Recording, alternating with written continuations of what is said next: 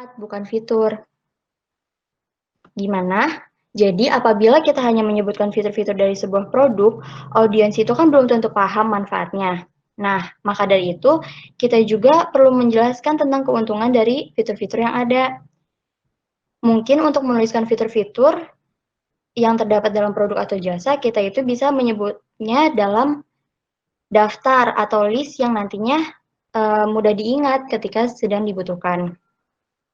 Misalnya nih, contohnya, produk sabun wajah herbal. Kita bisa menyebutkan bahan khususnya sebagai fitur. Misalnya, sabun tersebut dibuat dari ekstrak daun serai. Nah, kita bisa menyebutkan ekstrak daun serai yang terkandung dalam produk sabun itu tidak hanya memberikan keharuman alami, tetapi juga mencegah munculnya jerawat. Itu kan salah satu manfaat yang ditonjolkan dari sabun wajah dengan ekstrak daun serai. Ada lagi contoh dari ini pasta gigi formula. Jadi dia menyebutkan formula ekstrak sensitif dengan potasium nitrat dan yang membantu mengurangi atau meredakan rasa sakit atau ngilu pada gigi. Jadi dia menyebutkan fitur ada potasium nitrat dan menyebutkan manfaatnya bahwa meredakan rasa sakit atau ngilu pada gigi. Ada lagi nih memberikan informasi dengan menunjukkan data. Kita kan sudah biasa memberikan informasi yang umum, tapi dengan menunjukkan data maupun angka, itu akan membuat audiens atau calon pembeli itu semakin percaya dengan apa yang kita berikan. Misalnya, ini ada produk Pepsodent, mungkin semuanya juga udah tahu kalau misal produk Pepsodent itu pasti menyebutkan merek nomor 1 yang dipakai dan dipercaya ahli perawatan gigi di Indonesia. Jadi dia itu selalu menyebutkan data. Ini juga ada data 8 dari 10 orang setuju. Itu tuh tidak sembarangan data, tapi sudah berdasarkan uji coba, berdasarkan survei, seperti itu. Suaranya putus ya, Van? Oh iya, Ada. sinyalnya apa ya? Lanjut ya. Udah jelas belum suaranya? Udah. Udah ya. Nah, lanjut, selain itu kita juga harus mengerti dan memahami produk yang kita tawarkan. Apa manfaatnya, untuk apa produk tersebut, dan tonjolkan manfaat produk itu dalam bahasa iklan pastinya. Teman-teman juga pasti tahu, kita harus menghindari menulis manfaat yang palsu alias bohong. Jika tulisan kita membawa pengaruh kepada audiens dan ternyata tidak sesuai dengan apa yang diharapkan audiens, maka ini akan menjadi bumerang sendiri kepada produk atau jasa yang telah kita tawarkan, bahkan kepada bisnisnya. Nah, maka apa yang harus kita lakukan? Ya, sampaikanlah manfaat yang memang sesuai dengan fakta-fakta tentang produk tersebut. Lalu, jangan lupa juga menunjukkan solusi yang dicapai. Bukan hanya menjual fitur ya, sekali lagi, karena calon pembeli itu atau audiens hanya mementingkan tentang apa keuntungan yang mereka dapatkan jika menggunakan produk yang kita tawarkan.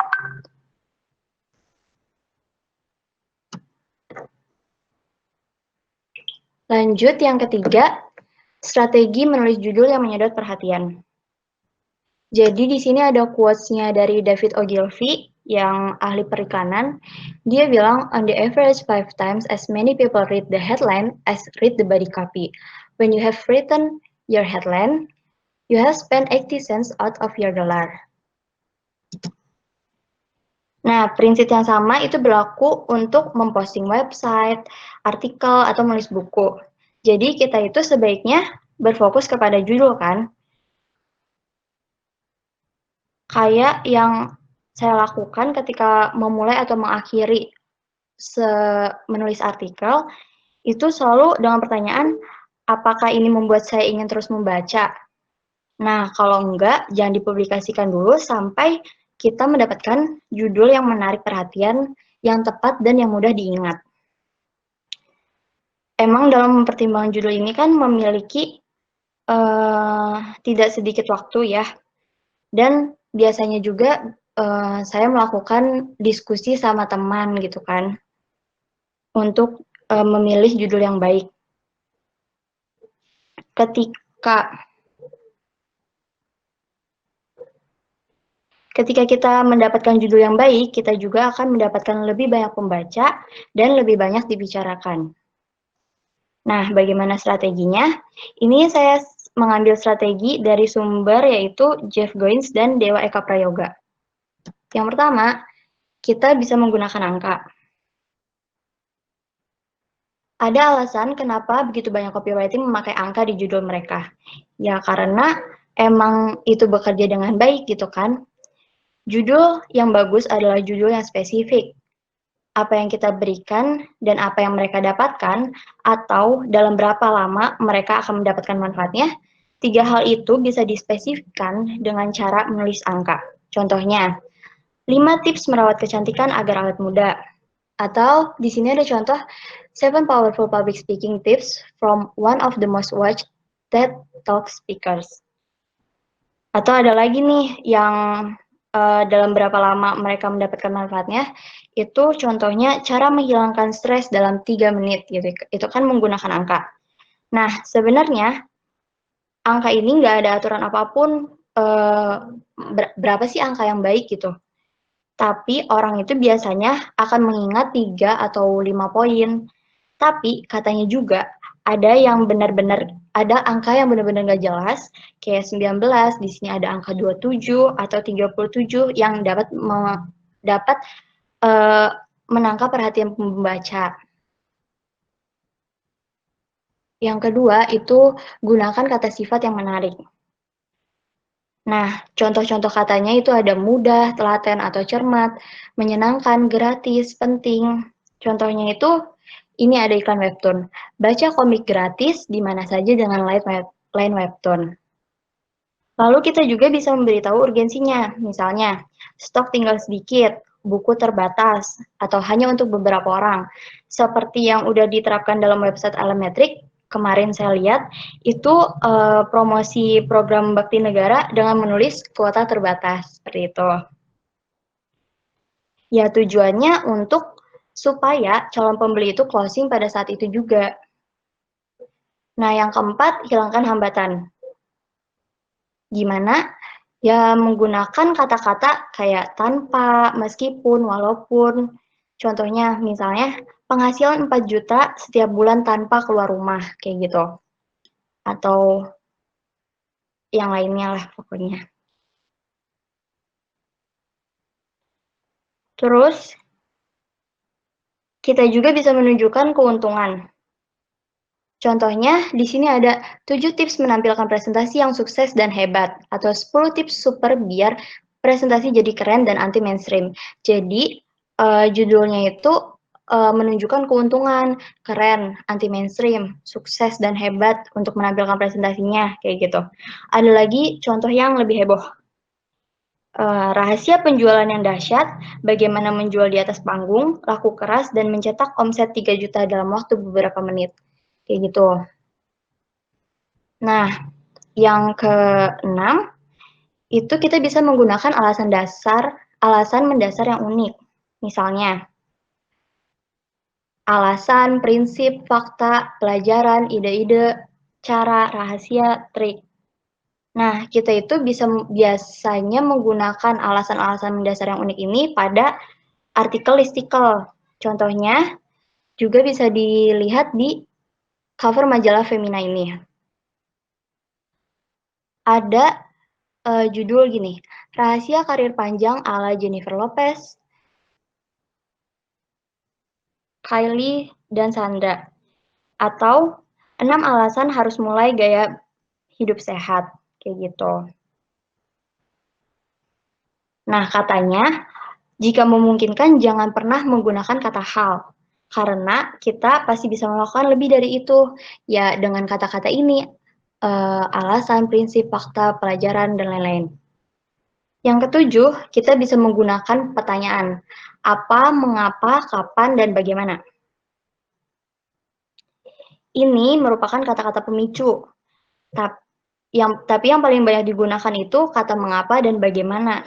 Biasanya, kita juga bisa menggunakan salah satunya, entah itu dari kata pemicu kayak gini atau dari angka-angka. Biasanya kan kita jarang melihat memakai keduanya sekaligus gitu, kayak dua alasan mengapa kayak gitu-gitu. Lalu yang terakhir, kita bisa membuat sebuah janji yang berani. Kita bisa menjanjikan sesuatu yang berharga kepada pembaca. Akankah kita mengajarkan mereka cara mempelajari skill baru, atau kita membujuk mereka untuk melakukan sesuatu yang belum pernah mereka lakukan? Apa yang ingin kita lakukan adalah memberi dorongan semangat kepada pembaca agar membaca artikel yang kita buat. Tanpa terlalu menjanjikan, jadilah berani, jadilah menggoda dengan cara yang paling aman, jadilah berani mengambil resiko, dan kemudian sampaikan apa yang dijanjikan. Contohnya, ada nih dari cover majalah Femina juga, 10 tip make up secantik supermodel. Nah, di sini penulis menjanjikan tipsnya itu bakal secantik supermodel kalau kita lakukan.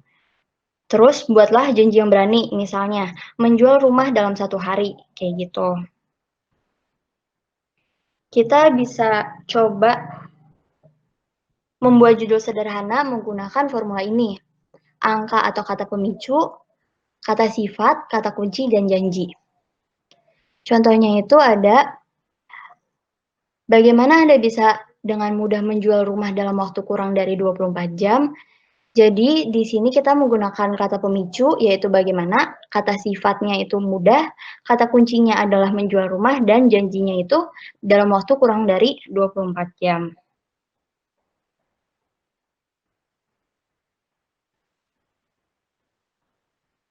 Jadi kita bisa mengambil waktu lebih lama untuk memikirkan judul apa yang paling menyedot perhatian orang-orang, dan pastikan judulnya itu mendeskripsikan konten secara jujur pastinya. Lalu yang keempat itu ada, mengapa orang membeli produk yang Anda tawarkan? Nah, kita harus meyakinkan audiens untuk melakukan pembelian dengan memberi alasan kenapa orang itu membeli produk yang ditawarkan. Yang pertama, produk yang ditawarkan itu harus memiliki keunggulan. Nah, kita nih suka lupa memberikan penjelasan atau alasan kenapa khalayak harus membeli produk yang kita tawarkan. Padahal, salah satu cara meyakinkan pembaca untuk membeli. Dengan kualitas produk yang baik, kita juga harus memberikan keuntungan bagi produk tersebut. Apalagi jika produk yang ditawarkan itu produk yang sama harganya, sama kelebihannya sama kompetitor. Nah, itu kan semakin sulit kita untuk meyakinkan konsumen tanpa adanya keunggulan. Kita bisa jelasin keunggulan tersebut dari segi pelayanan, garansi, mungkin gratis ongkos kirim, atau pelayanan customer service-nya 24 jam, dan lain-lain. Kita juga bisa menunjukkan testimoni, apalagi testimoninya itu dari kalangan public figure.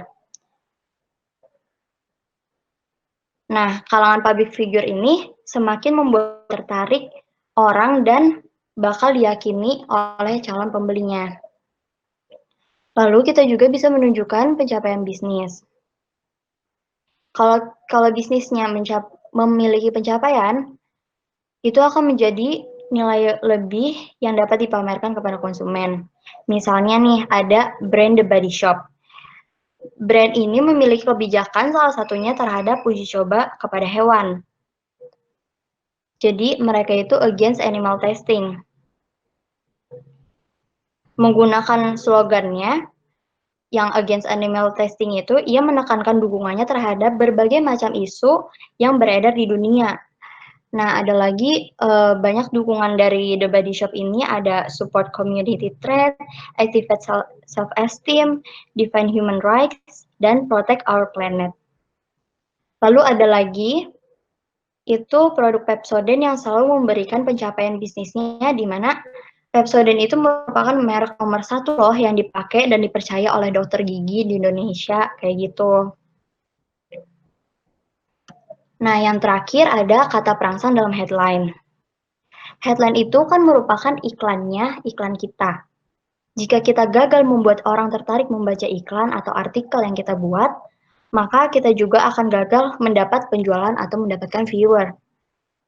Dalam membuat headline, ketika headline tidak powerful, gimana orang mau beli dengan headline yang nggak menarik itu? Bisa-bisa orang juga nggak ngebaca gitu kan. Kalau kita bingung mau nulis headline gimana caranya, kita bisa pakai yang namanya kata perangsang. Kata-kata ini dipakai untuk bisa ngebuat kita tuh mikir gimana membuat headline yang menarik. Nih, ini ada contoh-contoh kata-kata perangsang dalam headline. Ada Anda, cepat, praktis, lebih, rahasia, terbatas, sekarang, penting, buruan, menarik, hanya mudah, akhirnya, baru, pengumuman, perhatian, perkenalkan, dicari, spesial, segera, dan cara. Contohnya nih, ada rahasia. Rahasia bisa menulis agar mendapatkan pass income 10 juta setiap bulan, atau penting. Inilah mengapa pola hidup sehat itu penting.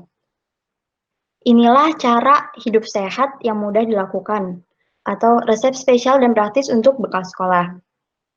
Nah, kalau masih belum bisa juga, di sini ada beberapa frasa yang populer untuk headline. Contohnya ini. Inilah cara bla bla bla. Inilah alasan kenapa bla bla bla. Bagaimana cara bla bla bla. Bagaimana Anda bisa bla bla bla. Kini bla bla bla. Jangan bla bla sebelum bla bla bla gitu kan. Siapa lagi bla bla bla. Rahasia bla bla bla. 7 alasan kenapa Anda bla bla bla. Nah, contohnya ini ada di sini. GoFood dengan kata kini. GoFood kini hadir di 10 kota baru atau frasa populer ya. Inilah cara atau inilah alasan kenapa kamu perlu sering traveler. Yang kedua, 5 cara membuat keripik tempe yang mudah untuk dicoba.